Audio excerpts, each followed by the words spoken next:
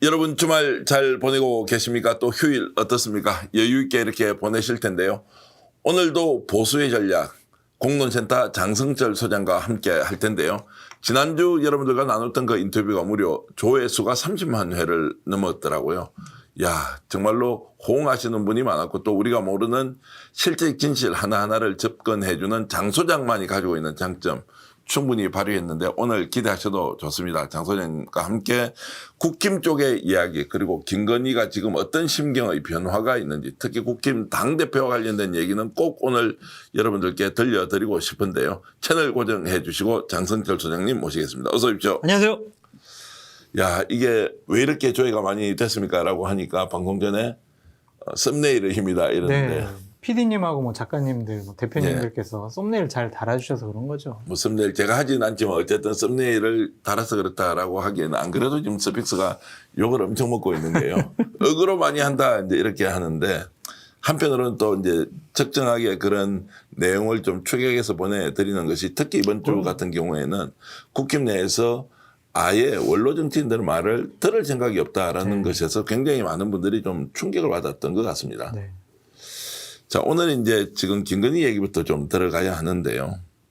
재판 전략을 완전히 수정을 한 것 같다. 네. 건진 때문에 뭔가 큰일이 터지고 있다. 김건희 구석에 너무 몰리는 거 아니냐. 그래서 보석 신청까지 해서 일단 나와서 판을 좀 정리할 필요가 있지 않느냐라는 상황들이 여러 이제 단면들로 이렇게 이어지고 있는데 어떻게 보십니까? 건진이 결심했어요. 결심했습니까? 김건희와 관련된 얘기를 내가 가감없이 다 얘기를 하겠다라고 결심을 했습니다. 그거는 실망감과 배신감이 있는 것 같습니다. 지금 건진 같은 경우에는 자기 가족들, 뭐 자녀들까지도 다 털리고 조사받고 소환 조사받고 압수수색받고 막 그런다고 하더라고요. 그런 것에 대한 대단한 화가 나 있고 불만이 있고 실망감도 많이 느끼고 있대요. 초창기에 건진이 김건희 씨에게 이게 변호사들은 어떻게 할까요? 그랬더니 뭐 당신은 돈도 많고 인맥도 넓으니까 변호사 당신이 다 알아서 해라. 이러한 입장이었고 또 하나는 당신은 그냥 뭐 내 꼬봉 아니야? 뭐 내가 시키는 대로 하는 거 아니야? 나한테 여러 가지 부탁을 하고 내가 그걸 해결해주고 그랬는데 당신이 끝까지 나를 보호해야지. 이러한 이미지, 이러한 뉘앙스, 이러한 분위기를 읽었다는 거예요. 네. 그래서 건진이 야 이러다가는 진짜 내가 죽을 수도 있겠구나 라는 것과 내가 다 덤터기 다 시움을 받겠구나 라는 것 그리고 또 하나는 내가 법적인 처벌을 강하게 세게 받을 수밖에 없겠구나. 그렇다면 사실관계를 밝히는 게 낫겠다. 김건희와의 우정, 의리 이런 건 다 필요 없다. 이랬다라는 지금 분석이 나오고 있습니다. 자, 그러면 분석입니까? 실제 그런 얘기가 들려옵니까? 실질이죠. 분석이라고 그죠? 얘기를 하는데. 이제 표현은 그렇게 하시지만 실제 취재해 보면 이제 그런 것도 충분히 이제 우리가 확인할 수 있다. 안 그러면 건진이 왜 갑자기 그냥 폭로를 하고 네. 사실관계를 왜 얘기하겠어요? 그러면 누가 누굴 버린 겁니까? 김건희는 예. 기본적으로 건진에 대해서 그냥 그 정도 수준으로 생각했던 것 같아요. 내가 그냥 아는 역술인, 뭐 나랑 여러 가지 상담을 해주는 뭐 미래학자, 뭐 법사 그 중에 한 명이다. 예. 그렇게 생각을 한 것 같고 건진은 내가 김건희, 윤석열을 조종할 수 있다. 어떻게 나한테 그럴 수가 있냐. 이렇게 서로 생각의 차이가 달랐던 것 같아요. 출발은 2013년으로 돌아갔는데 당시에 이제 여주지청장이 윤석열이었어요. 그때 이제 지금 갑자기 등장했던 이준수라는 사람이 이제 소개를 하지 않습니까? 건진을. 그 당시만 하더라도 갑을 관계는 건진이 확실히 위에 있었고 윤석열과 김건희는 그 밑에 있었다. 그런데 이제 지금은 완전히 이제 뒤집어져서 오히려 김건희가 손절하려고 하자 스스로 배신감, 실망감 이런 것 때문에 다 폭로 대열에 이제 뛰어들었다. 이렇게 이제 보시는 게 맞다. 자기 가족들까지도 대단히 고초를 많이 당하고 있대요. 지금 구체적으로 이름이 이렇게 나오는 게 있습니까? 뭐 처남 김 씨는 뭐 거기에서 심부름꾼 했으니까 계속 나오는데. 그러니까 보도되지 않은 예. 자기 자녀들 자꾸 그래요? 소환 조사 받고 압수수색 당하고 막 여러 가지로 곤란한 지경 많이 겪는 모양이에요. 자기 부인도 그렇고. 배우자, 네. 자식들도 지금 이제 소환 조사를 그래서 받았다. 가족까지 이렇게 곤혹스럽게 되는 것, 되게 법적으로 어려움에 처한 것, 그런 것에 대한 분노, 배신감 등이 크다라고 알려져 있습니다. 특검에서 뭐 혐의 사실이 없는데 관계없는 가족들을 불러서 조사한다는 것도 좀 이상하고 그거는 오해를 불러일으킬 수도 있지 않습니까? 가족들도 같이 연계가 됐던 뭔가 흔적이 나왔으니까 이렇게 부르는 거 아닌가라는 생각이 드는데. 그것까지는 잘 모르겠고요. 예. 어쨌든 건지는 주변에 예. 어떻게 나한테 이럴 수가 있냐. 어떻게 나한테 이렇게 네. 내가 그렇게 변호사 상의를 했을 때 나 몰라라 하는 식으로 네가 알아서 하라는 식으로 어떻게 그럴 수가 있냐. 그래서 도움을 좀 바랬던 모양이에요. 근데 그 말씀은 실제로 돈이 김건희에게 굉장히 많다라는 것을 건지는 인지하고 있다는 것이라는 이야기지 아니, 않습니까? 기본적으로 뭐 신고된 재산이 한 70매도 뭐 되고 알려진 것만 해도 그 정도가 되는데. 근데 그것도 원래 갖고 있는 재산인데 건진이 무슨 문제가 생겼다고 그 돈 쓰면서 나 어떻게 좀 지원해줘라고 할 수는 없는 거 아니에요? 아니, 근데 내가 그동안 김건희 씨나 윤석열 씨를 많이 도와주기도 하고 여러 가지 지저분한 것들을 내가 해결해 주기도 하고 그랬는데 어떻게 나한테 그럴 수가 있냐. 예. 먼저 연락해서 아이고 법사님 제가 하여튼 좋은 변호사도 소개시켜 드리고 제가 여러 가지로 잘 이제 계속해서 관계를 유지하겠습니다. 이런 따뜻한 말 그거를 이제 원했던 것 같은데 그것이 아니라 그냥 안면을 몰수하고 너는 네가 알아서 해. 이 정도 수준이었다고 하더라고요. 와, 그러면 이제 건진 쪽에서는 결국 본인이 많이 먹었다 우리가 이렇게 얘기를 하지만 건진은 누군가로부터 뇌물을 받아서 전달책 일종의 보관하는 저수지 역할 뭐 이런 수준이라고 본인이 또 하고 있는 것처럼 읽히거든요. 그런 것들은 적극적으로 진술을 할 가능성이 높고요. 근데 세간에 알려진 것처럼 건진은 세무 관련한 것, 인사 관련한 문제 이런 거에 관여를 많이 해서 이권을 챙겼다라고 알려져 있는데 그렇게 본인에게 불리한 것들은 적극적으로 진술 안 하더라도 김건희 씨와 관련된 여러 가지 사항들은 사실관계를 다 털어놓을 가능성이 높습니다. 자, 이 대목에서 좀 정리를 하자면 김건희가 죽든 말든 나라도 살아야지라고 하는 일종의 각자 도생의 선택이라기보다는 김건희가 지금 보여왔던 여러 가지 행태에 대한 판단. 그래서 당신과 나는 절연할 수밖에 없고 거기에 대한 배신감은 나 모르겠어. 나 있는 대로 다 털어버릴 거야 라고 매우 공격적으로 나온다. 이렇게 정리를 해요. 이거에 네가 나한테 어떻게 그럴 수가 있어. 내가 너한테 어떻게 해줬는데. 예. 이거죠. 와. 그래서 아마 건진 입을 통해 가지고 여러 가지 일들이 사실관계가 폭로될 가능성이 높습니다. 아, 지금은 이제 시작일 뿐이다. 그렇죠. 더 많이 나온다. 네. 예를 들어서 나온다는 것은 이제 다른 사람으로부터 받았던 로비, 또 금액의 크기 뭐 이런 것도 본인이 먹지 않았으면 다 갖다 줬다 뭐 이런 것까지 나올 수 있나요? 어떤 분야인지는 잘 모르겠어요. 그래요? 근데 이제 중간에 본인이 전달책 했던 것들은 지금까지는 부인을 했지만 네. 적극적으로 내가 갖다 줬어요. 이렇게 진술을 하잖아요. 그러니까 그런 것들을 보면 앞으로 더욱더 적극적으로 사실관계에 대해서 확인을 해줄 것 같아요.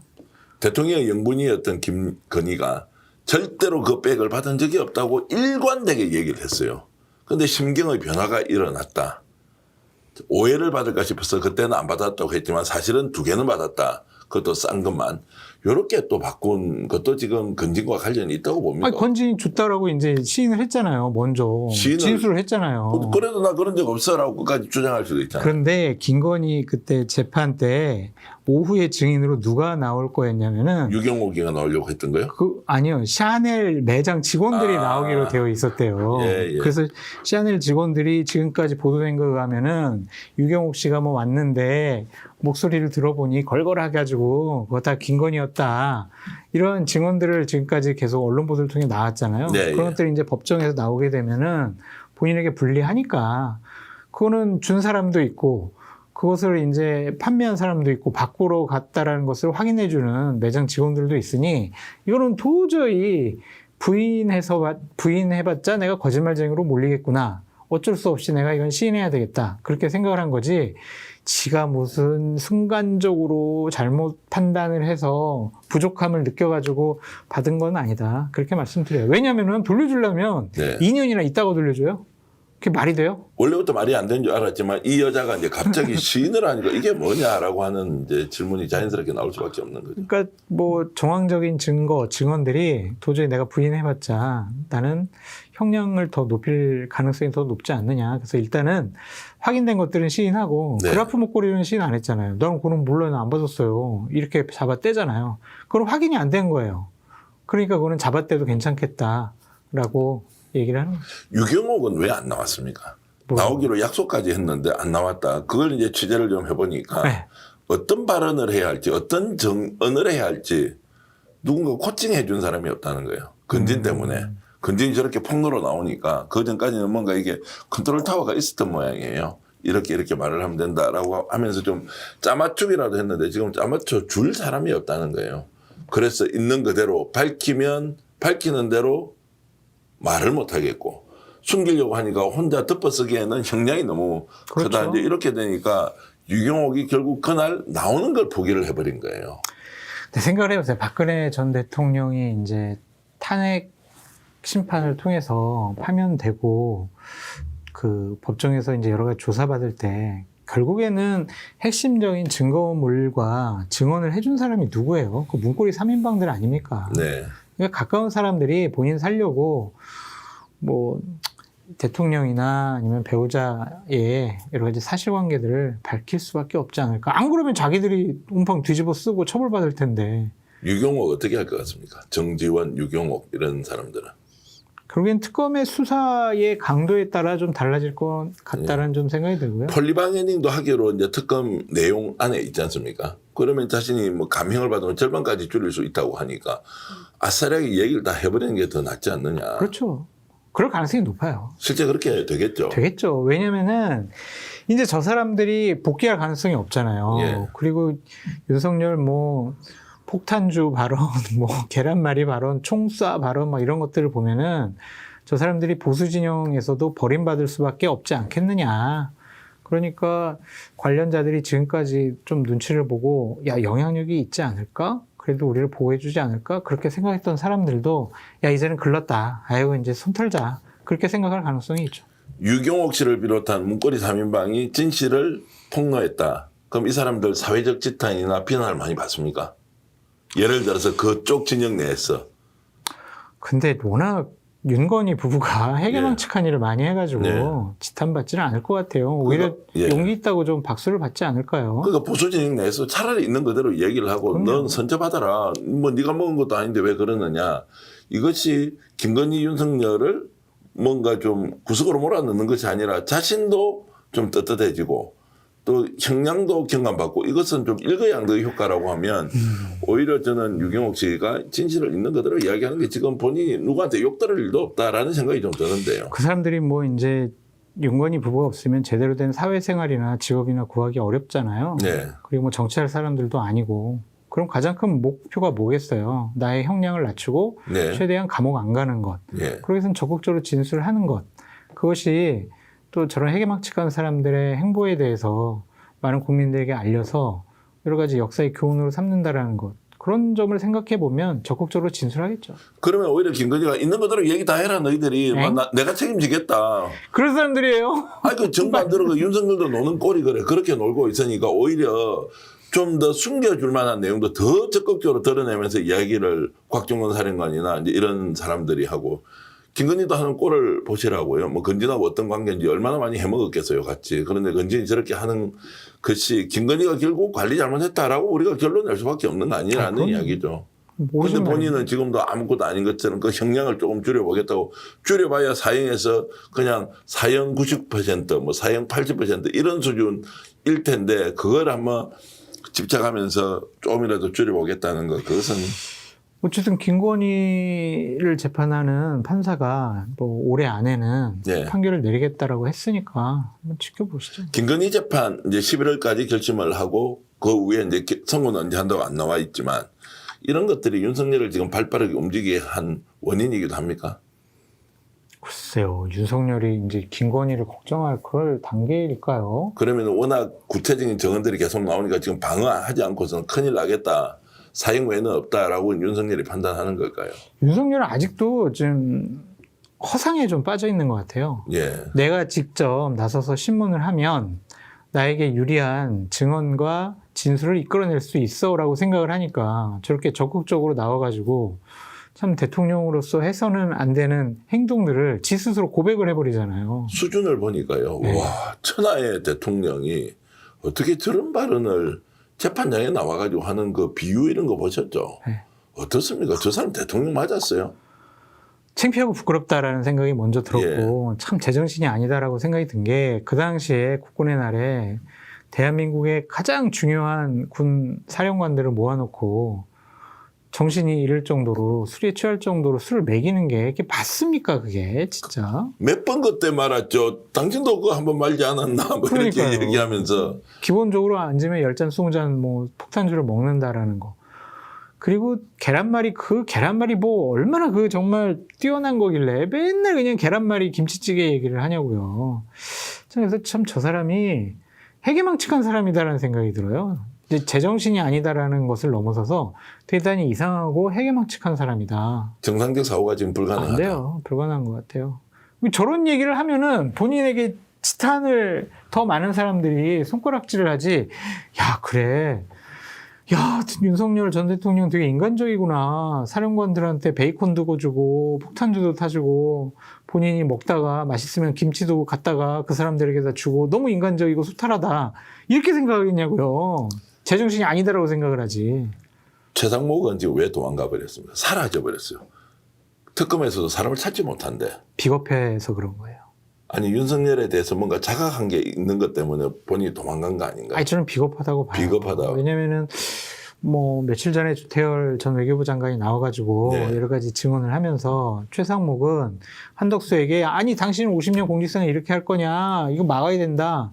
이상민 전 행안부 장관은 너는 간신이라서 아부만 하고 못 말렸지 막 이러면서 최상목 본인은 비상계엄을 반대하고 막았다. 그런 알리바이를 형성하기 위해서 저런 증언들이 나오는 것을 즐기고 있다고 보여지는데 네. 그게 좀 비겁하다고 보는 거예요. 예. 본인이 막죠. 본인이 대통령 못 가게 막고 바짓가랑에 붙잡고 이러면 안 된다라고 하고 그랬어야지. 본인은 대통령이 주재할 때는 가만히 있다가 끝나고 나니까 거기 있는 참모들한테 뭐라고 얘기하는 게 책임감 있는 모습입니까? 그리고 생각을 해보세요. 최상목이 대통령 권한대행까지 했던 사람이에요. 그 당시에 보면은 대통령 권한대행으로서 권한을 대단히 적극적으로 행사한 모습도 많이 봤고 또 다른 욕심이 있는 거 아니냐 그런 얘기들도 많이 있었잖아요. 그렇다면 최상목 전 권한대행이 윤석열의 불법적인 비상계엄을 더 적극적으로 막고 잘못됐다라고 생각을 해서 당시 국무위원으로서 제대로는 역할을 했다라고 보기는 어려운 것 같습니다.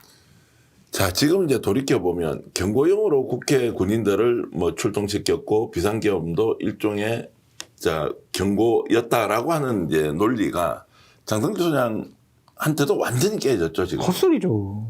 그러니까 실제 죽이려고 했던 거 맞죠? 그렇죠. 국회의원들 다 끌어내려고 했고, 그렇죠. 영연백도 쓰려고 했고, 백령도에서 빠뜨리려고도 했고. 연평도 꽃게밥이죠. 그렇죠. 그리고 이제 감옥에다가 한 2, 3천 명 수용 가능하도록 맞는 하는 것 같아요. 것까지 다 했던 거잖아요. 아니, 비상계엄 해제 결의안이 좀만 늦었어도 노태학 선관위원장 이제 붙잡아다가 통닭구이 하면서 노상원이가 야구방망이 두드려 패했어요. 거기다 짝두까지 가져갔어요. 네, 야, 너 빨리 부정선거 이거 했다고 너 빨리 네가 진술해.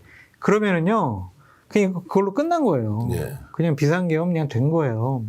그러면은 지금 우리가 편안하게 이렇게 방송하고 사회생활하고 일상생활을 즐길 수가 없습니다. 그럼에도 불구하고 국힘은 이런 상황을 이제 하나하나 확인하지 않습니까? 국무총리 그리고 부총리 장관들이 오히려 그 자리에 모였던 사람 매우 적극적으로 나서가지고 내란에 동조하거나 오히려 부추겼단 말이에요. 그런데도 지금 국힘은 이 사람들을 보고 장난 같은 내란이었고 아무 일도 안 일어나지 않았느냐. 여기에서 뭐 대단하다고. 이런 방식으로 이렇게 계속 고집하는 이유는 뭘까? 빨리 절연을 하는 것이 사는 길인데. 며칠 전에 홍준표 전 시장이 페북에다가 참 옳은 말을 썼더라고요. 어쨌든 윤석열과는 절연을 해야 된다. 윤석열은 암덩어리다. 그것이 살이 되지 않는다. 자, 네. 빨리 떨쳐버려라. 그런 얘기를 하고 결국에는 중도 쪽 보수 쪽으로 나가야 한다. 그런 얘기를 했는데 장동혁 대표 같은 경우에 그럴 생각이 없는 것 같아요. 본인이 강성지층을 통해서 당대표가 됐고 그것이 본인의 권력 기반이라고 생각을 하고 있거든요. 그리고 예를 들면 한동훈, 유승민 이런 분들과 함께 정치를 하고 내년 지방선거를 대비한다면 자기는 대통령이 되고 싶은데 경쟁자만 키워주는 꼴이잖아요. 그래서 큰 정치인이 아니잖아요. 우리 지난주에 평가를 했듯이. 네, 예.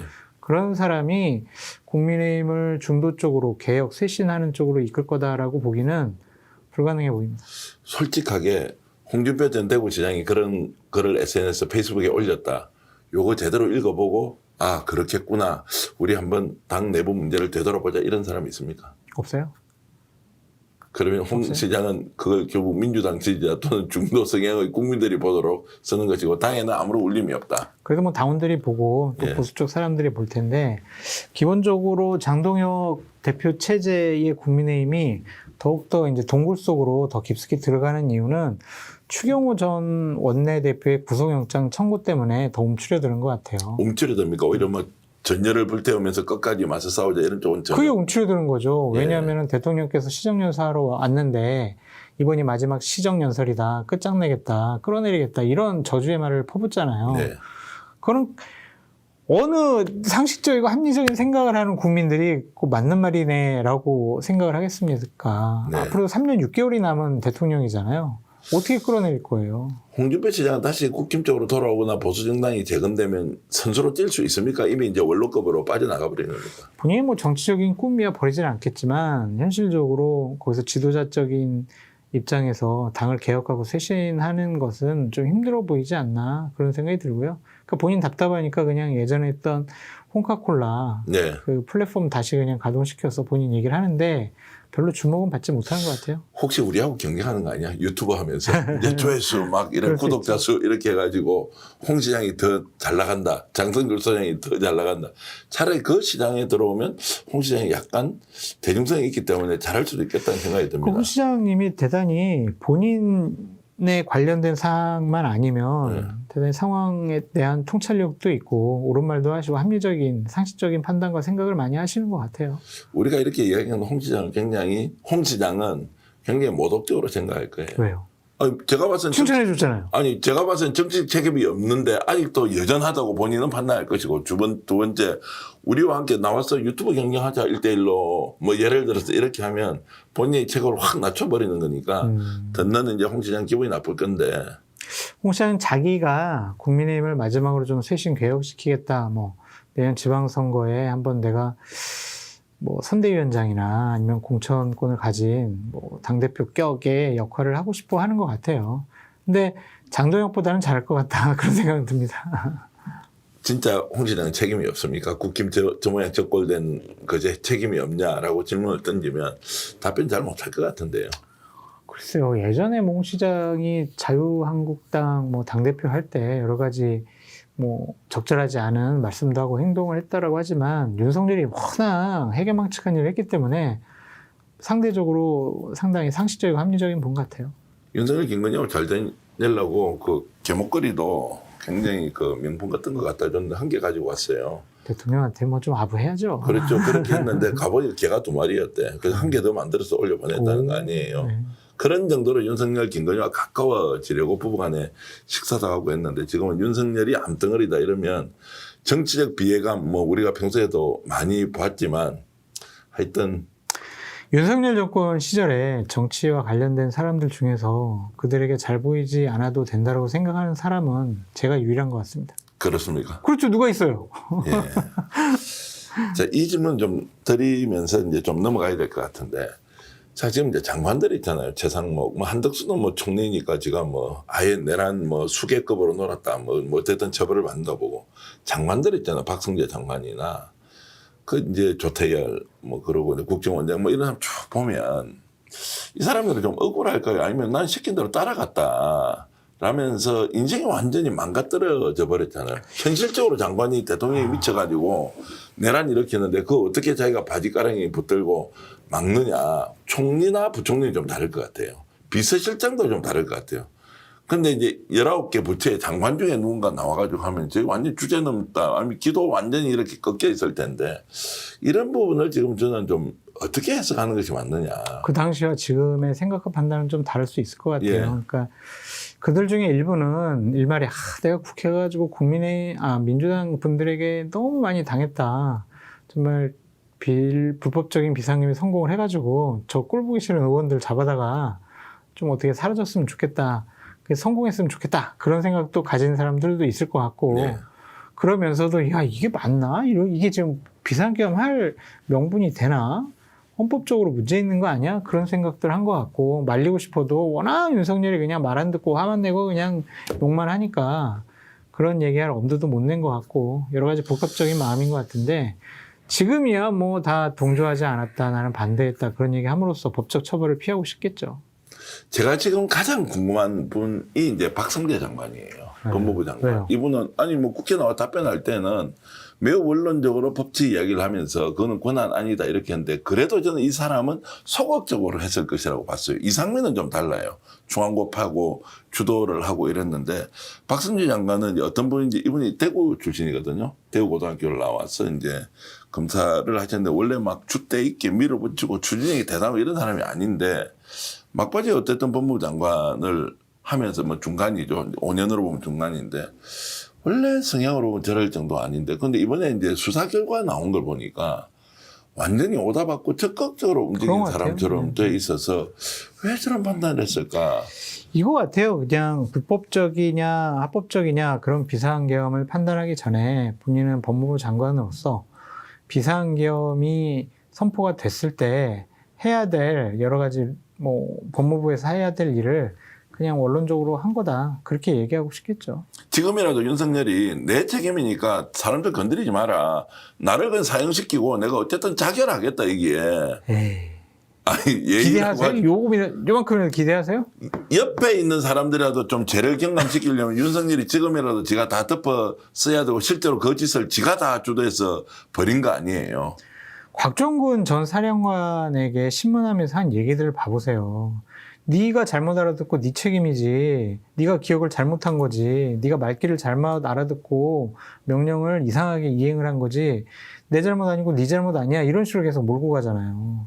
그런 사람한테 뭘 그런 걸 어떻게 기대해요? 그러니까 제가 이제 하나 더 여러분들께 제안을 드리자면 그렇지 않은 사람들 주요 임무 종사자든 아니면은 공범이든 아니면은 옆에서 방조범이었든 빨리 경감을 받기 위해서 왜냐하면 특검 제도 안에 경감이라는 폴리바게닌 조항이 있으니까 그거 활용해서 그냥 이야기를 빨리 하라고요. 이제 다 드러났는데 지금 무엇을 맡겠다고 이렇게 한다는 거지. 제가 답답해서 이제 이해를 잘 못하겠다는 거고요. 박성재 장관도 그렇게 했어. 무슨 그 사람이 윤석열이 본인 지켜줄 것도 아니고 한때는 굉장히 존경을 받았던 뭐 이런 위치에 있었던 사람들이라면 더욱더 진실을 국민 앞에 고백하고 좀 죄를 경감받았으면 좋겠다 이런 생각이 드네요. 윤석열은 절대 바뀌지 않는다 이렇게 이제 우리는 안 바뀐다는 거죠. 김건희도 안 바뀔 것이고. 네. 김건희는 형량은 얼마쯤 됩니까? 그러면 이렇게 가면. 모르겠네요. 20년 이상 나오겠죠. 그러겠네요. 근데 뭐 10년이든 20년이든 어쨌든 본인은 심적으로 무너질 거예요. 그 정도 되면. 지금이야 나는 뭐 집행유예로 풀려날 수 있어. 몇 가지는 무혐의 받을 수 있다. 그렇게 생각을 하니까 여러 가지 좀 적극적으로 나와가지고 진술도 하고 변호도 하는데 다른 사람들이 하여튼 더 적극적인 진술을 할 가능성이 높아가지고 빠져나가기는 어렵습니다. 그런 분위기라도 우리가 만들어서 정의로운 사회를 만드는데 그 당시에 어떤 일이 있었는지 관계자들이 계속 진실을 국민들에게 알리고 그걸 특검에 이렇게 공유하도록 하는 게 굉장히 중요하다 이 말씀을 좀 드립니다. 네. 장동혁 대표 얘기를 하지 않을 수가 없는데 이제 엊그제 이제 광주까지 가서 일종의 이제 국민통합 행보를 하고 있어요. 그런데 내란 세력하고 손도 잡고 있고 극우적인 발언도 일삼고 있는데 광주에서 이걸 받느냐 마느냐 엄청 소동이 났는데 어쨌든 뭐 참배하고 왔습니다. 이런 이제 극과 극의 행보 있잖아요. 참배는 못하고 그냥 그 옆에서 묵념만 하고 왔고 그 거기에 이제 조화 같은 것도 해놨는데 광주 쪽에 시민단체 계신 분들이 조화도 다 빼고 그런 모양이더라고요. 네. 그러니까 진정성이라는 거잖아요. 5.18이라는 역사적 비극 앞에서 국민의힘 쪽 보수 진영이 어쨌든 가해자의 역할을 한 부분들이 있잖아요. 그러니까 그런 부분들에 대해서 진심 어린 사과를 해야지 갑자기 느닷없이 즉흥적으로 본인 대권 행보의 일환으로 저런 식으로 한다면 광주에 계신 영령들이나 거기 있는 유족들 시민단체에서 환영을 하겠습니까? 네. 그래서 대단히 부적절하고 잘못된 행보를 보이고 있다. 당에서도 왜 갑자기 광주를 가? 이렇게 생각을 해요. 네. 야, 광주 가니까 대표께서 광주 가서 여러 가지 중도층을 외연 확장, 정상적이고 합리적인 정당으로 바꾸려고 하시는구나. 그러면 지도부도 다 거의 많이 내려가고 의원들도 많이 갔겠죠. 지금 국감도 끝난 상황이잖아요. 그런데 장동영, 뭐 양양자, 뭐 비서실장 거의 뭐 요 정도만 내려간 거 아닙니까? 네. 그만큼 당내 지도력과 영향력이 없다, 리더십이 없다. 그렇게 볼 수밖에 없죠. 실제 술을 좀 많이 마십니까? 옛날부터 좋아했대요. 그런 얘기는 들었어요. 그러니까 많이 마신다면 어느 정도 마시는 걸 많이 마신다고 합니까? 폭탄주 한 20잔 30잔? 뭐 윤석열처럼 이렇게 술 마십니까? 대단히 먹어본 사람들 얘기 들어보면 예. 술 대단히 잘 먹고, 그러니까 주량을 가늠할 수 없을 정도로 술을 잘 먹고 대단히 즐거워하면서 즐기면서 예. 술을 먹는다, 그런 얘기를 많이 하더라고요. 그러면 소주, 양주 아니면 폭탄 어떻게 지금 주로 먹습니까? 폭탄주 마시지 않을까요? 폭탄주 저는? 마시는데. 예.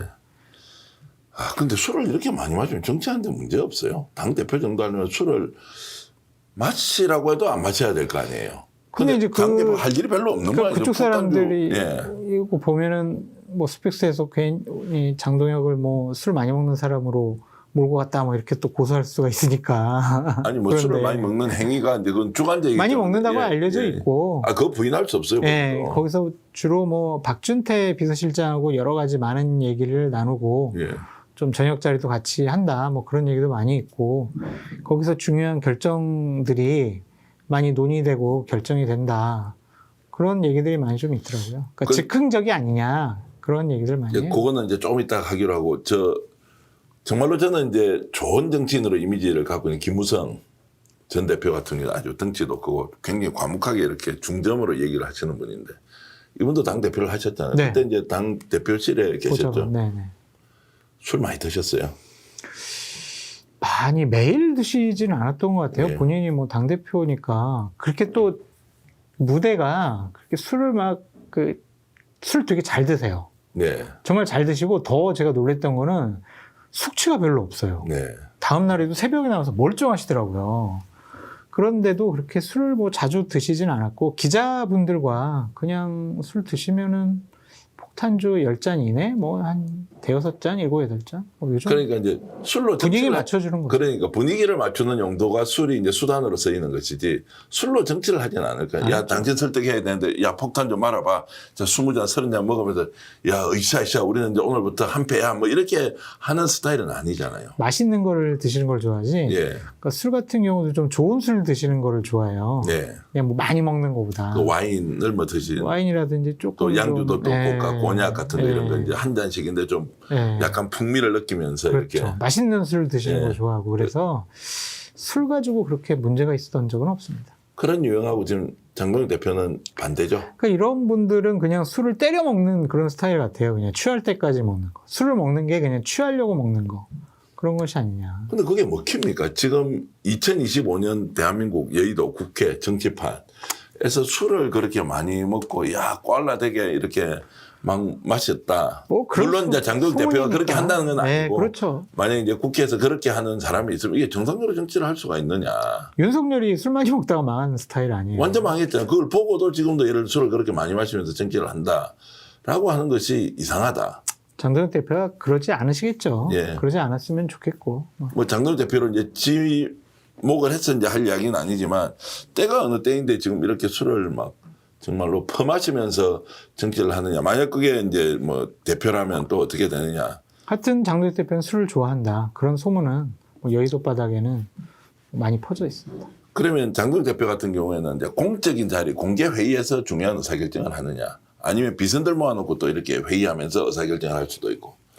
정말로 제가 이제 상상이지만 술자리에서 반쯤 취하고 또는 완전히 취해가지고 좋은 아이디어 오면, 야, 이거 한번 해보자. 그거 좋다. 연락해.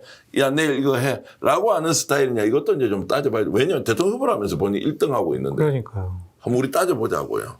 그런데 뭐 최고위원 회의라든지 공식적인 회의에서 여러 가지가 심도 있게 뭐 논의되는 것 같지는 좀 않습니다. 어디서 좀 누군가 제한된 사람들과 얘기를 함으로써 중요한 결정들을 하는 거 아니냐, 그런 얘기들이 좀 많이 있더라고요. 참 이제 드리고 싶은 말씀은 여러분들께 많이 있지만, 하여튼 요 정도로 이제 일단 좀 추상적으로 표현을 했지만, 알아서 각자 이제 좀 상상의 나래를 좀 펴보시면 좋겠고요. 근데 장 대표가 이제 당선되고 난 뒤에, 야, 1년 가겠느냐, 6개월 가겠느냐, 이제 이런 이야기가 있었단 말이죠. 이제 당을 장악하지 못할 것이다라고 했는데 의외로 잘 가고 있어요. 장악하진 못했지만 어쨌든 당대표로서의 그냥 지위가 있는 거잖아요. 예. 그거를 견제하거나 그거를 바꿀 만한 외부적인 내부적인 힘이 없는 것 같아요. 그러니까 그동안 국민의힘이 집권여당일 때는 윤석열이라는 사람이 있었기 때문에 당대표의 지위가 대단히 허약했잖아요. 언제든지 누군가가 윤핵관들을 통해서 바꿀 수 있는 힘이 생겼고. 근데 지금 그런 게 없어요, 지금. 보수와 국민의힘 쪽에 지도자급의 인사들이 없어요. 정치인들이 없어요. 약간 중진 의원들은 내년 지방선거 때 나 단체장 나가야지 이렇게 눈치만 보고 있고. 어쨌든 당대표가 도장을 찍어야 국민의 후보가 되니까 나 당대표 마음에 안 들지만 그냥 뭐 저 사람하고 척져서 뭐 하겠노. 그냥 하고 싶은 대로 해라. 이렇게 방치해 놓는 것 같아요. 그러니까 방치가 결국 견제가 되지 않기 때문에 장동혁 대표는 오히려 국민들 앞에 이렇게 드러내는 시간이 더 많아지고 지지율은 상대적으로 높아지고 그리고 극우극단의 발언을 하면서 뭔가 효과를 보고 있으니까 실제로 대선 후보가 장동혁이 될 가능성이 없지 않다, 지금은. 너무 먼데요. 뭐 여론조사상에서는 당대표니까 좀 높게 나오긴 하지만 내년 지방선거 때 선거를 앞두고 되게 암울한 성적이 예상된다. TK 지역만 사수가 가능하다. 그러면은 저 체제는 버티기가 어려워요. 뭐 후보들부터 들고 일어나겠죠. 당 비대위 체제로 바꿔라, 얼굴 바꿔라. 그렇게 할 가능성이 높고요. 지방선거에서 상당히 부진한 성적을 거두게 되면은 당연히 바꾸자고 목소리가 나오겠죠. 이런 이야기도 있더라고요. 차라리 장동혁 대표가 국힘의 대선 후보로 계속 달려가는 것이 네. 정권 재창출을 위해서는 굉장히 좋은 카드가 민주당에서? 예. 그냥 거의 100% 아닐까요? 그냥. 그죠. 그러니까 장동혁이 지금 정치적인 이념과 지향성이 윤 어게인이고 예. 그냥 뭐 부정선거론자로 볼 수밖에 없고 과거지향적인 사람이잖아요. 장동혁이 어떤 미래에 대한 국민의힘의 정책과 인사 문제 관련해서 사람 문제와 관련해서 쇄신과 개혁을 하고 있다, 준비하고 있다, 했다라는 걸 들어보신 적이 없잖아요. 예. 그렇다면 자신의 당대표로서의 지위만 확보하기 위해서 그냥 노력하는 사람 아니냐. 자기 정치를 당대표에 지금 이용하는 거 아니냐. 그렇게 볼 수밖에 없죠. 정책 체급은 이제 그렇게 보고 있지만 제가 봤을 때는 오히려 지금 본인의 리더십이 흔들릴 줄 알았는데 더 강화되고 있고 내년 지방선거 때도 공천권을 어떤 식으로 행사할 수 있을 것 그렇죠. 같고 그리고 공천권 행사를 하고 난 뒤에 대선 후보로서 체급이 예를 들어서 이제 국민들의 지지율이 좀 더 높아지면 아예 이제 공고화되는 것이니 객관적으로 장동혁 대표가 어떤 사람인지를 잘 알고 있는 것이 아니라 중요한 것이 아니라 그렇지 않고 잘 모르는데 저 사람이 외견상 보였을 때 뭔가 더욱더 정치적으로 성장하겠다라고 이렇게 비춰지는 순간 지금 우리가 이렇게 약간 농담, 진담 섞어가면서 하는 이야기가 의미 없을 정도로 이 사람이 커질 수도 있다는 생각이 드는 거죠. 싹이 노래요. 저 정도인 것 그렇습니까? 같아요. 네, 저 정도 수준인 것 같아요. 큰 나무로 성장하기는 어려운 것 같습니다. 제가 이 질문 드리는 건데 국힘 내부에서 그 정도의 견제와 자정과 그리고 사람을 발굴해내는 이런 이제 일종의 시스템이 여전히 살아있느냐라는 이제 질문을 사실 드리고 싶어서 그런 거죠. 그런 건 아닌 것 같고요. 이제 외부에 보수 우파 쪽의 진영에 사람들이 있잖아요. 뭐 이준석, 뭐 천하람도 있을 거고 또 한동훈 대표도 지금 보고 있고 유승민 전 대표도 나 정치 그만둔 거 아니다라고 얘기를 하고 있고요. 홍준표 시장도 그냥 여러 가지 나아가야 될 길에 대해서 조언도 하고 있고 당내에서는 그냥 우리끼리 뭉쳐가지고 지방선거 TK 이겨가지고 우리끼리 잘 먹고 잘 살자 이런 분위기가 심한데 당 외곽에 한 발 떨어져서 보는 분들은 저렇게 가면 안 되라고 생각을 하고 있고 지방선거 지나서 이제 총선 국면이 오게 되면은 당은 저대로 가기가 어렵습니다. 실제 그래요? 아니 그럼요. 이제 국회의원들이 다 들고 일어나니까. 그렇죠. 예. 지금이야 지방선거에 자기 선거 아니니까 그냥 가만히 있고 그냥 장당 하고 싶은 대로 해라 이러지. 총선을 앞두고 지지율이 안 나오고 100석 이하로 예상돼 이런 거 나와봐요. 장동혁 못 견딥니다. 네. 나가라고 그러지 그만두라고 그러지 가만히 있겠어요? 그걸 장동혁 대표가 모를 리가 없지 않습니까? 그러면 당을 어떤 식으로 개혁하고 혁신해서 그게 기본이잖아요. 교과서. 근데- 누구나 알 수 있는 구구단이 한 2계단 정도 되는 거. 근데 그쪽 사람들은 자 서울 봐봐라. 부동산 문제 때문에 우리가 당 지지율이 민주당과 비슷하게 나오고 오세훈이라는 걸출한 인물이 있으니까 민주당이 별로 후보도 없어 보이니까 우리가 서울 이길 수 있어. 그리고 대구 경북은 기본자야. 그리고 부울경 중에서 우리가 여기서 한두 군데만 더 이기게 되면 지방선거 참패했다는 소리 안 듣지? 그럼 나는 책임론이 없을 거야. 나는 지방선거 이후에도 당대표가 되고 계속 유지할 가능성이 있어. 그렇게 생각하겠죠. 네. 그렇다면은 본인이 개혁과 쇄신보다는 본인의 정치적인 지위, 기반을 강화시키는데 보다 더 강경한 목소리를 대변하는 당대표가 될 가능성이 있죠. 장동영 대표하고 제일 가깝게 지는 예를 들어 동지적 관계 정도를 가진 국회의원 누가 있어요? 그 뭐 동지적인 관계라기보다는 가장 많이 상의하고 논의하고 의지하는 게 박준태 비서실장이래요. 박준태 비서실장 어떤 사람이죠? 잘 몰라요. 비례대표로 들어온 사람 비례대표 들어갔고 어디 뭐 보좌관을 했고 대통령실에서 근무했다라는 것만 들었는데 법사위에 있던 그분이죠. 예. 예. 제가 알지 못하는 보좌진이었으면 예. 그렇게 뭐 썩 좀 존재감이 있다거나 아니면 미리 우리가 떡잎부터 알아보는 네. 이런 사람은 아니었을 가능성이 높고 비례대표로 들어올 때도 상당히 좀 여러 가지 뒷얘기들이 좀 많이 있더라고요.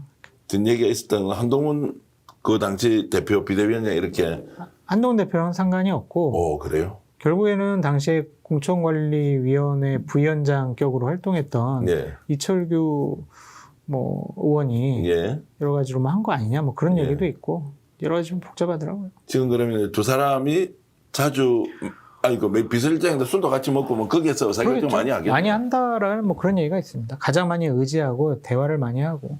그러면은 그 박준태 의원 네. 이 원탑이고 나머지는 없어요. 그냥 107명 중에서 들어본 적이 없어요. 대표하고 이 두 사람이다. 들어본 적이 없어요. 그러니까 정의용 사무총장도 당대표의 뭐 최측근일 수가 있는데 네.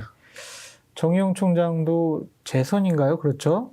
장동혁 대표보다 선수가 높고 예. 김도읍 정치기 의장이 뭐 장동혁 대표의 뭐 말을 듣겠습니까? 네. 장동혁 대표가 완만하게 보기도 힘들 거고 그런 상황이죠. 정용 정책 여장원은 친하 잘 몰라요. 잘 모른다고. 근데 이름은 들어봤어요. 예. 보좌관 출신이죠. 예. 그렇게 해서 이제 경북 7구에 지금 정치를 하고 있는데 어쨌든 이제 장동혁 대표 체제는 오래 가지 않는다는 것은 다 알고 있는 거네요. 그러니까 오래 가든 안 가든 신경을 안 쓰는 것 같아. 네가 뭐를 하겠냐 이런 무시하는 것 같아 의원들이. 네. 그냥 당 대표니까 뭐 어느 정도 예언을 해주겠지만 당신이 뭐 대선 후보로서 아니면은 보수파의 지도자로서 역량을 발휘하고 국민들께 인정을 받겠냐 그런 생각. 뭐 선수도 1.5선밖에 안 되는데 한동훈 뭐 꼬붕이었는데 뭐 그러한 여러 가지 판단이 있는 것 같아요. 네. 지방선거는 지금 현재 예측 불허다. 상황을 좀 더 봐야 한다는 쪽입니까? 아니면 원사이드하게 민주당 쪽이 유리할 것이다. 서울도 지금은 이렇게 뭐 위아래로 지지율이 등락을 거듭하지만 결국 민주당 후보는 결정되는 순간 누가 후보가 되든 이길 것이다. 서울시 같은 경우에는 밭은 국민의힘에게 좋은 것 같아요. 네. 그리고 정책상 부동산 정책 때문에 서울에 사시는 분들이 집 있는 분이든 없는 분이든 상당히 좀 불편해하고 있어서 정말 대단히 좀 이름이 있고 명망가가 아닌 네. 고만고만한 사람을 민주당에서 추천을 하게 되면 후보로 선정하게 되면 서울시장은 오세훈 시장이 될 가능성이 그래도 높지 않을까 그런 생각이 들고 최근에 이제 강원도 여론조사를 보면은 김진태 현 지사가 되게 높게 1등으로 나오더라고요. 네. 근데 그거는 좀 착시 효과가 2, 3, 4, 5등이 다 그냥 민주당 쪽 분들이더라고요. 네. 그걸 다 합치면은 뭐 50% 가까이 돼서 네. 강원도도 국민의힘이 쉽지는 않은데 부울경 같은 경우에는 내년도에는 그래도 좀 국민의힘이 사수할 가능성이 있지 않을까. 좀 현재 분위기로 보면 이제 그렇게 간다는 거고요.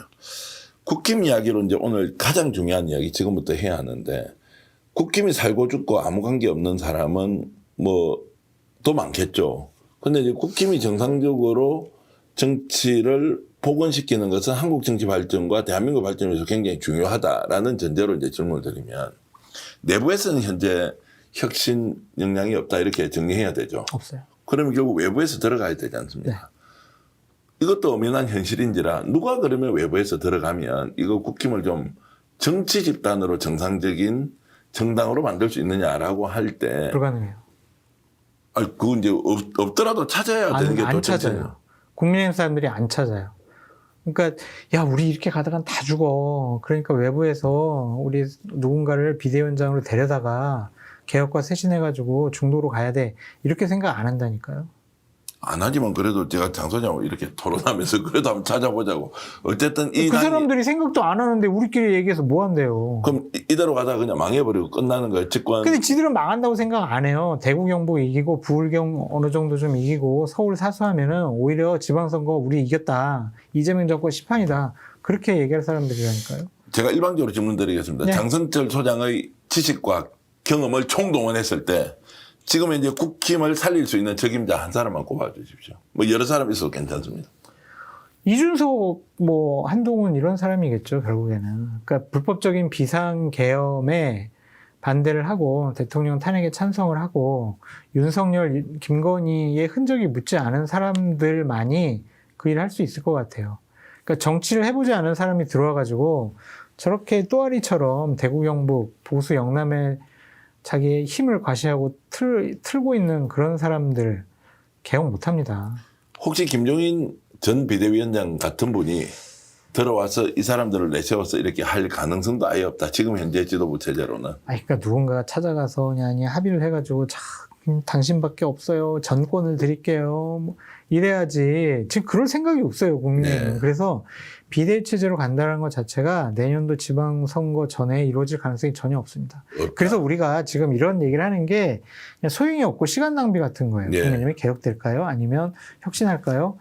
그럴 생각을 안 해요. 네. 안 하는 집단인데 우리가 얘기하는 대로 뭔 소용이 있을까? 그런 생각이 듭니다. 그러면 차라리 위헌정단 심판해가지고 내란으로 지금 뭐 추경호도 구속이 될지 안 될지 어쨌든 기소는 될 거 아닙니까? 그렇게 보면은 그 당시에 그렇게 깊숙하게 개입했다 또는 작전 지시를 이행을 하고 국회 해제 의결에 의도적으로 참석하지 않았다 이렇게 나오면 뭐 당연히 이제 위헌정당 해산 청구하자고 할 텐데 그렇게 돼버리는 게 더 낫지 않나요? 정치 발전을 위해서는 어때요? 잘 모르겠습니다. 아니 솔직히 하면 그리고 차라리 없이 서로 판 짜면 왜냐하면 보수적 성향을 가진 국민도 뭐 중도까지 포함하면 50%는 될 거 아니에요. 아니 왜냐면 저는 기본적으로 지금 국민의힘 지도부를 구성하고 있는 사람들 그리고 윤석열 정권 시절에 호가호위했던 사람들 윤건희 부부에게 충성했던 사람들은 정계 은퇴해야 된다고 생각해요. 네. 그 사람들이 사라져야 새로운 인물들이 그 자리를 차지할 수 있겠죠. 근데 그 사람들이 비켜줄 생각이 전혀 없다니까요. 예. 그래서 지쳤어요. 비판하는 것도. 비판하는 것도 진짜 땡벌이에요. 땡벌. 김무성 대표는 요즘 아세요? 그냥 뭐 지내신대요. 부산에서 그냥 지내시면 아니, 서울에서 지내시는데 지내시고 옛날에 뭐 마포 포럼도 했었는데 예. 그 사무실도 이제 없애고 아 사무실 없애버렸대요. 없앴어요. 혹시 원로 정치인 중에서 야 이러면 안 돼라고 하면서 뭔가 좀 움직이는 분도 아예 없습니까? 없어요.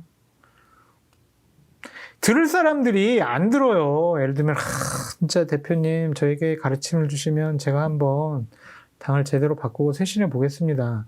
기본적으로 당을 쇄신하고 개혁을 해서 중도로 가겠다라는 생각이 없는 사람들인데 누구 얘기를 듣겠어요. 전환길 얘기나 듣지.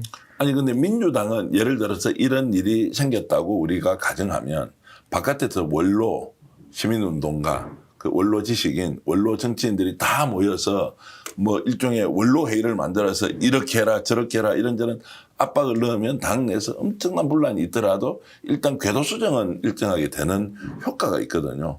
이제 그런 기능이 지금 현재는 국회는 완전히 사라졌다 이렇게 봐야 되는 겁니다. 없어요. 그러니까 민주당 같은 경우에는 뭐 노무현 정신, 그다음에 김대중 정신 이런 걸로 서로 그냥 싫고 뭐 꼴 보기 싫어도 한 군데 모여가지고 자 진보 진영을 위해서는 우리가 무엇을 할까, 어떻게 해야 될까, 무슨 조언을 할까 그러지만 국민의힘 보수 진영은 그게 다 없어진 것 같아요. 이명박 정신 있어요? 박근혜 정신, 김영삼 정신 이런 거 있는 건 아니잖아요. 그래도 저렇게 100석씩 유지하면서 버티는 게 신기한데. 대구 경북 뭐 경남 뭐 이런 거죠. 대구 경북 불경 뭐 이런 데 때문에 이제 견디는 거. 인구가 그쪽에 많으니까. 그쪽은 뭐 거의 싹쓸이 분위기잖아요. 와. 그러니까 답이 없어요. 그래서 자꾸 장동혁 체제가 개혁하고 쇄신한다. 어떻게 하면 될 수 있을까? 외부에서 누가 도와주면 그럴 가능성이 높아질까? 그런 얘기하는 게 지금 무의미해 보이는 거예요. 무의미해 보이는데 그런데 서울시장 선거는 그래도 또 국힘에서 해볼 만하다. 오세훈이 후보가 되면. 오세훈이 있으니까 그건 가능한 거겠죠. 사법 처리가 될 가능성이 높다. 명태균이 저렇게 공격하는데 산다 죽는다. 이것도 지금 죽을 가능성도 50% 아니에요. 명태균 씨 너무 뻥을 치는 사람이라서 예. 저는 별로 신뢰하지 않습니다. 이번에 저는 경남에 가서 국정감사할 때 명태균 보니까 이제 그 전까지는 그래도 특정한 사안에 대해서 의견이 다르다 이렇게 생각했는데 경남에서 가서 하는 거 보니까 좀 이상하더라고요. 명태균 씨는 자기가 한 말을 다른 사람이 한 것으로 이렇게 뒤집어 씌워가지고 그 상대를 공격하는데 상당히 능한 사람 같아요. 저도 이제 직접 경험을 했고. 와, 어떻게 그렇게 하세요?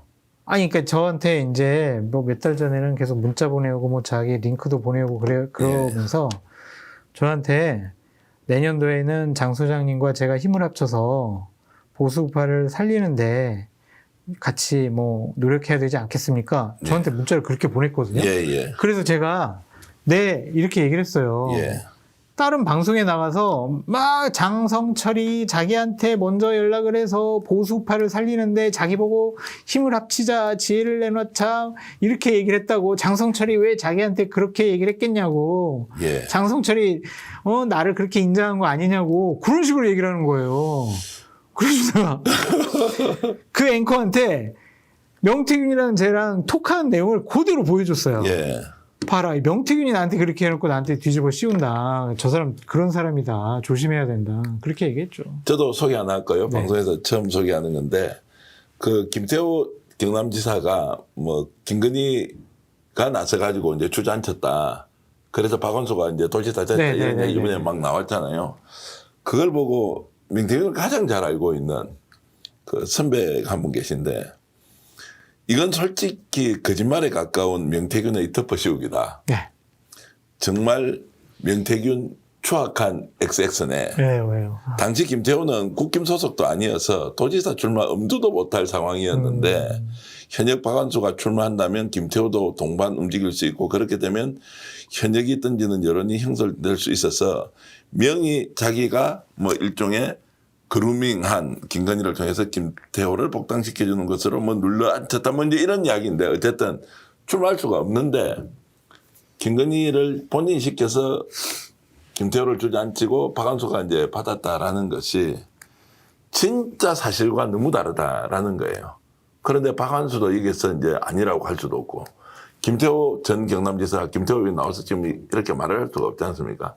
그러니까 이걸 보고는 이제 이렇게 보내왔던데 정성 소장이 조금 전에 예를 들었던 그거하고 똑같습니다. 참고로 저는 요즘 소통을 하지 않고 원수가 돼 있습니다. 저는 원수가 아닌데 그 사람이 저를 원수 취급을 하는 것 같고 지난번에 국회 와서도 막 떠들면서 정기환 노영이 막 이렇게 얘기는 하는데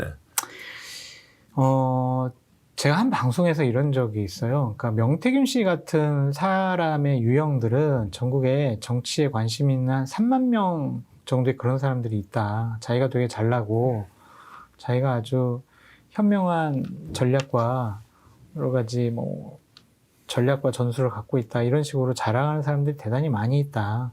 그냥 그런 사람들 얘기 들어주고 그냥 보내면 된다. 그런 사람들과 뭔가를 한다는 것은 대단히 위험한 거다.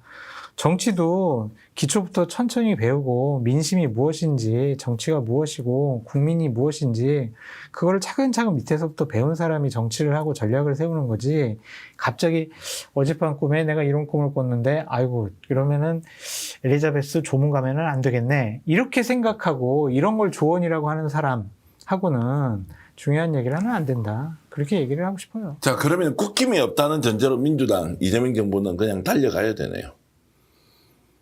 아니, 그것도 솔직하게 얘기를 하자고요. 그럼 이게 뭐 기사회생 견제받지 않는 권력은 대단히 더 위험할 것 같아요. 그거는 저는 인간을 믿지 않거든요. 근데 내부에서 지금 계속 견제를 하는 사람들도 많고 바깥에서 뭐 이렇게 와치독 역할을 또 하는 집단도 여러 개가 있는 것 같은데. 내부적으로 여권에서는 견제가 아니라 티격태격 분란과 싸움하는 것 같고 당대표랑 대통령실이 좀 싸우는 것 같다라는 좀 생각이 들고요. 제도와 시스템에 의해서 민주주의는 유지되는 거잖아요. 어쨌든 견제와 균형. 집권당이 있으면 야당이 있으면서 좀 여러 가지 듣기 어렵고 참기 힘든 얘기를 하더라도 그런 견제 세력은 좀 있는 것이 맞지 않느냐. 국힘은 그나마 견제 세력은 된다. 수권 역량은 없고. 견제 세력도 안 되는 것 같아요. 아니 그러니까 제가 오늘 장 소장님하고 말씀드렸는데 괴로워요. 그러니까 우리도 어느 그 금을 꺼서 아니면 아니다라고 하고 그 안에서 그나마 좋은 정치하는 분들이 새로운 길을 갈 때 박수치고 아니면 아니다라고 해서 저거는 해체하자. 아예 없애자. 이게 더 나을 수 있다. 물론 그 선택은 국민들이 하는 것이지만 저도 한 30년 넘게 이제 제 삶의 기반이 보수 우파 쪽이었고 국민의힘이었거든요. 뭐 지금은 저를 뭐 손가락질하는 친구들이 많이 있지만 저는 국민의힘 사무처 당직자 출신이고 그들의 삶의 터전이 해산돼야 된다라고 제가 그렇게 생각하더라도 제 입 밖으로 내는 것은 쉬운 얘기가 아니네요. 그 당직에 있는 이제 전문 이제 소위 말하는 이제 그 당뇨들이지 않습니까? 예전 용어로 치면 뭐 당에 소속된 직원들은 당연히 그 일을 할 수 있는 공간이 만들어지겠죠. 왜냐면 보수선생이 영원히 없어질 수 없으니까. 해산당한 내란의 동조에서 해산당한 당의 당직자였다라는 꼬리표가 따라붙을 거 아니에요. 네. 그래서 그거보다는 어쨌든 지금은 본인들 스스로 망해가지고 야 우리 이대로 가서는 안 되겠구나. 나부터 정계 은퇴하고 정말 윤석열, 김건희 저렇게 됐으면은 윤핵관들 면모는 나 정치 안 하겠습니다. 죄송합니다 하고 정계 은퇴 선언해야 되는 거 아니에요? 그런 사람들이 당연하고요. 없잖아요. 그러니까 저는 당직자들이라도 아예 전문 직업인으로서 만 60세까지 정년할 거 아니에요. 그분들을 좀 나서가지고 그럼 새로 잡든지, 자, 바깥에도 들어와서 해줄 수 있는 사람도 없다. 안에서는 원래부터 안 된다. 구조적으로 그냥 망했어. 그럼 이거 어떻게 하냐고. 이 국민 세금으로 어쨌든 돌아가는 정당인데 국민들은 거기에 볼모가 돼서 나 민주당 싫고 이재명 싫으니까 그거 그냥 반사익만 가지고 국민이 힘이 존재하겠다. 이렇게 가는 것도 너무나 비효율적이다. 비생산적이다. 국고 낭비다. 이런 생각이 좀 들었어. 모르신 말이? 오늘 마지막 결론은 그리고 당직자들이 열심히 그 노조 있지 않습니까? 나서서 이거 좀 당이라 좀 바꿔주면 좋겠다. 이런 말씀. 아유 댓글로 이런 게 나오기는 정경환 제발 좀 떠들지 마라. 네가 주제는 게 무슨 국힘이 이래라 저래라 이야기하느냐라고 하지만 결국에는 이제 정치가 좀 더 정상화되면서 좋은 경쟁에서 좋은 정책과 사람을 국민들이 선택할 수 있는 기회가 좀 더 많았으면 좋겠다라는 진심이 제가 이런 표현으로 이어졌다고 말씀을 드리겠습니다.